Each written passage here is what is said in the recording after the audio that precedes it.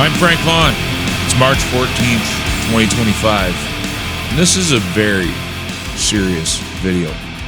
Mark Carney has been sworn in today as our unelected Prime Minister. Not the first time in our history. That's how our parliamentary Westminster backward system works.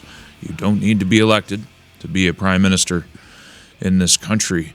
Mark Carney on March 9th said, "I know these are dark days brought on by a country we can no longer trust. And I'm here to tell you that America is our last hope." The country that we can no longer trust is Canada. Our system, our Westminster government, our parliament, and many, most, potentially all of the provincial governments.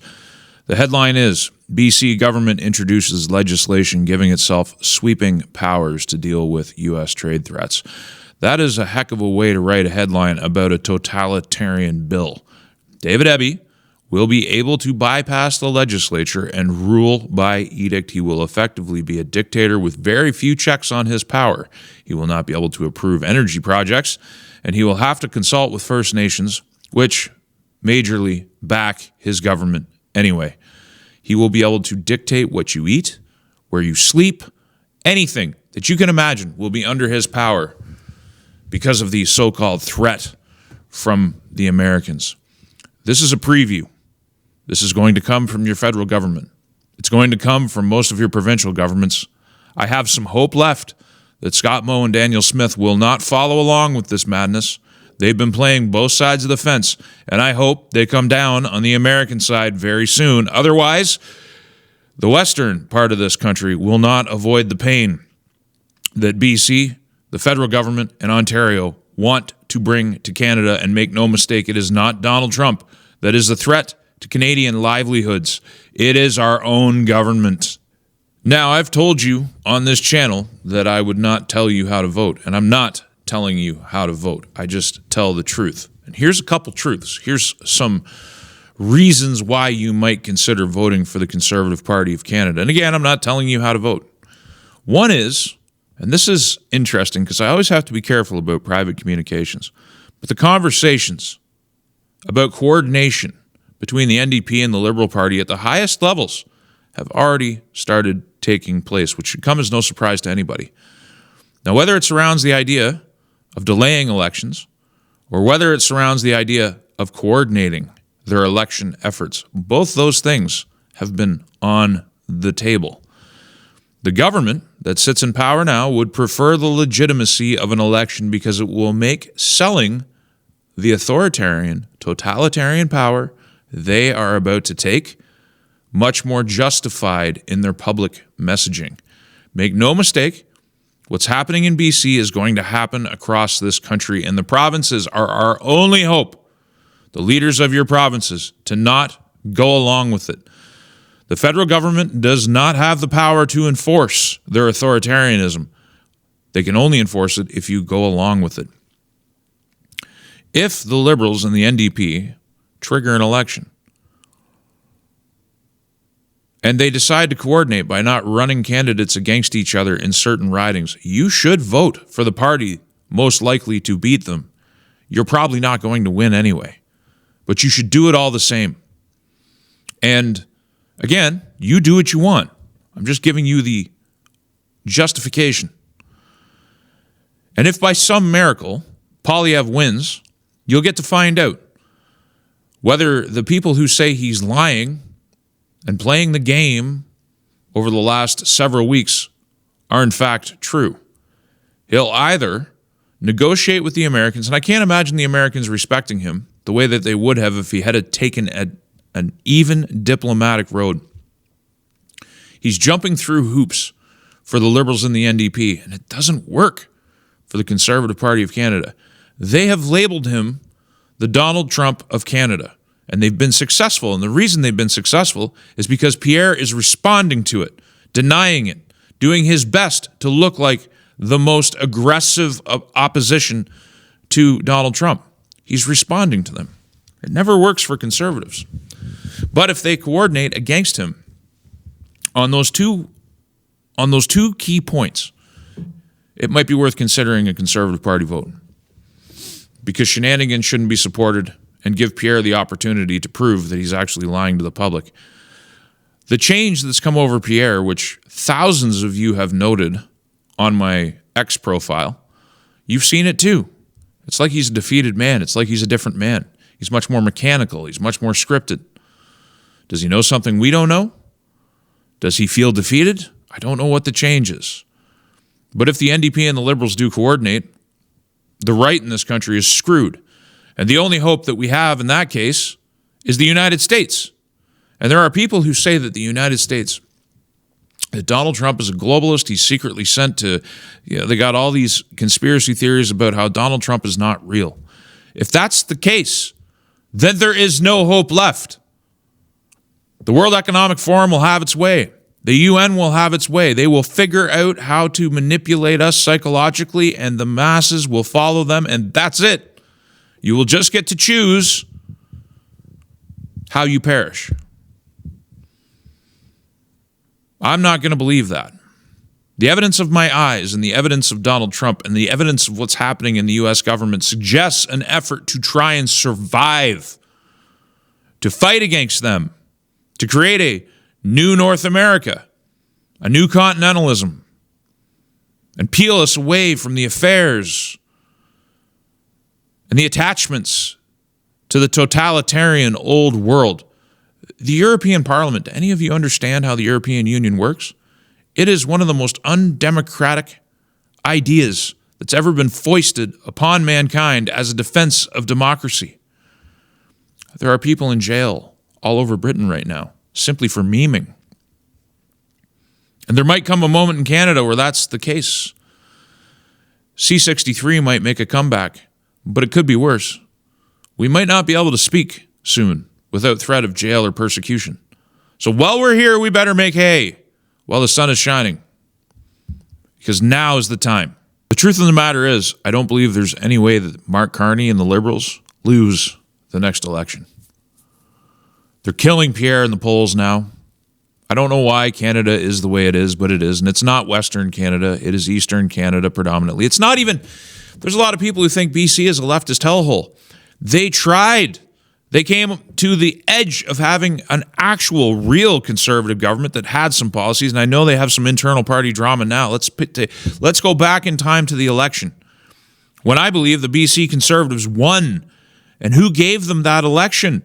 But half of Greater Vancouver, who voted against crime and voted against corruption and voted against violence.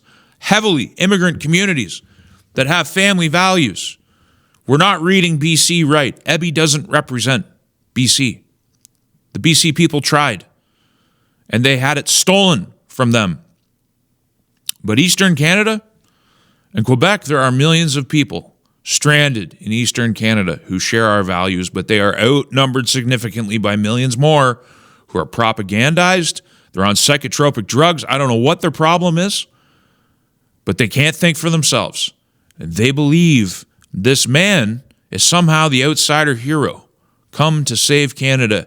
They don't even hear the words that he says that come forth from his mouth about the dark days and the emergencies and the crisis unending that he promised them. They don't even, they are completely uncritical. They don't ask any questions about the Liberal leadership vote where 250,000 people were disenfranchised and where he managed to secure in every riding across Canada 4/5 at least of the vote. Even distribution. No variation. Very little variation. I can't say no variation. Very little variation in vote totals. Statistically impossible.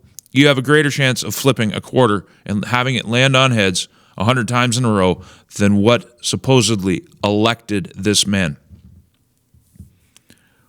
We're in real trouble. We're going to protect Canadians during this crisis and build a stronger economy for the future. What crisis? The Americans calling us out because we are a cartel crime hub? Because we are a large-scale criminal enterprise? They are rallying around protecting the mass death that's going on your streets, and they're pretending the Americans are our enemies when they have been our best partners for decades. What are Premier Moe and Premier Smith going to do? Are you going to follow this, or are you going to strike a different path? You are now our only hope, because this man isn't going anywhere. Politicians, in general, especially ones about to lose their power, like boogeymen. Jagmeet Singh needs a boogeyman right now to save his political prospects. His party's in the tank. He is broke. They can't secure donations. And if they are forced to head into an election, what can possibly save them? Now, you could argue that he doesn't care, and maybe he doesn't. But here he is, fawningly congratulating Prime Minister Trudeau on his time in office and wishing him well. He served our country through tumultuous times. Whatever disagreements we have had, his love for Canada is always evident. These men have destroyed this country over the last 10 years. Yes, as I highlighted in yesterday's video, Harper was not innocent. But these guys, they kicked that door wide open. Your streets are filled with drugs. You're sold out to China. You're sold out to their triads. I've proven it in every single video, trying to warn you about what was coming, and we are almost to it now. Public service is a great privilege, but can require sacrifice, especially for families. I know PM Trudeau has always been there for his kids, and I hope as he steps away from politics, he gets to enjoy more time just being a dad. Isn't that so wonderful and heartwarming? Think of how many people and families were destroyed by that man during COVID. Think about how many people are crushed under poverty. How many people have been killed by overdoses? How many families have been robbed? And Jagmeet hopes he can just sail off into the sunset? Trudeau was never held accountable for anything. He was never held accountable for Gropergate. He was never held accountable for blackface. He was never held accountable for the women that he stomped underfoot who got in his way during his tenure. He was never held accountable for illegally invoking the Emergencies Act and snuffing out the civil liberties and charter rights of thousands of Canadians. They seized people's bank accounts and stopped them from being able to transact, pay their rent, busted up their families, put them in jail. And they did it without any legal reason or recourse. They just called up the banks and told them to do it, and the banks just did it. And there wasn't even a law in the books that justified it. And there was no accountability. And Jagmeet Singh congratulates him. Kisses his ass. This man, one way or another, will make a deal with Mark Carney. I don't know how it fleshes out. Maybe we get the election, because all they have to do is agree to coordinate, and that's it. The Conservative Party doesn't attain power. That would be enough again. I'm not telling you what to do. I would be motivated to vote for the Conservative Party at that point, just on the principle that the two leftist parties are coordinating to stop them. That would be enough. Even if I don't want to reward Pierre for his weakness, I don't want to reward him for jumping through leftist hoops yet again, he could have just took the middle road. These politicians have big platforms. They talk to thousands, hundreds of thousands, millions of people, depending on the time measurement you want to use. He could have educated people. He could have told them the truth about the Americans. He could have told them the truth about Canada. Instead, he decided to prey on your ignorance and try and save himself that way, as every conservative leader, even Stephen Harper in 2015, they all decide to cater to the left and they all lose. They don't fight, they bend. And it never works. And even with the terrible record of the existing government, not all the polls are fake news. They're not all ICOs. We can see what's happening in real time. The strategy doesn't work. I think we have one shot for Canada, and that's that the United States is sincere. Because once these guys take the authoritarian power that they're promising to take, Mark Carney has promised you emergencies unending. If you get an election, it will be the last one until there's no America left, because he has been sent here to use Canada to break you, to break. When he talks about resilience, he's talking about your pain. They're going to use us to undermine the United States. And who are they? The World Economic Forum, the United Nations, the powers that be, the socialist actors in this world who want global governments. And if they can't get global governance, they just want to rule Europe and North America with an iron fist. The people who have destroyed and undermined your livelihood. Canada will be sacrificed. And within Canada, the first over the wall will be Alberta and Saskatchewan. Premier Moe, Premier Smith, you guys have a decision to make. You can show genuine visionary leadership right now, or you're going to face opposition from your people like you've never faced before. Probably a new political movement that will sweep Western Canada if they don't just outlaw it entirely, because I am worried, sincerely worried.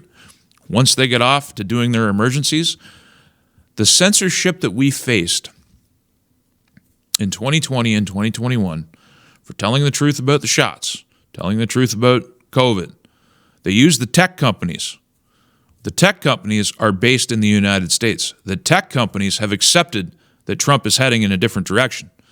Jeff Bezos has ordered his newspapers to start talking about the Constitution and freedom. You have Musk with X, where you can say pretty much anything you want. We have free speech. Zuckerberg goes on Joe Rogan, talks about how the Biden administration forced him into submission, how he's going to liberalize things. Hasn't really worked out on paper. Google, YouTube, all of them have experienced, look what we can do on YouTube these days. 2 years ago, this couldn't have happened. I would have lost my channel. There's a great advantage to the silence I went through for a couple of years because I actually got to save my platform. Ironically, silence one time actually saved a public platform. The tech companies will not go along easily anymore because they are in the sphere of the Trump administration. So now the government's going to have to do it itself. And if the government does it itself, well, you can look to Britain for the example that they're going to follow. Thousands of people in jail right now for exercising their free speech, which they don't have anymore, for sharing memes. That'll come, especially as the suffering ratchets up. And if they're successful in convincing you that the suffering you're about to experience is because of the United States and not them, then censorship will be that much easier. So although there's a lot more I'd like to talk about in today's video, I'm going to leave it there because short videos get more clicks. And I think this information's really important. You need to understand where you are. This is worse than 2020. I'm Frank Vaughn. If you like A Voice of Honesty, please consider supporting the work. I'll see you in the next one. Did you know that I have a website? frankvaughn.ca, the ultimate repository for all of my work, and a backup location just in case the censors come for me again. And if you like the content, please consider using the donate link in one of the options available. There are no paywalls, there is no advertising, and there is no Patreon, and I intend to keep it that way. Thank you for your time and your consideration.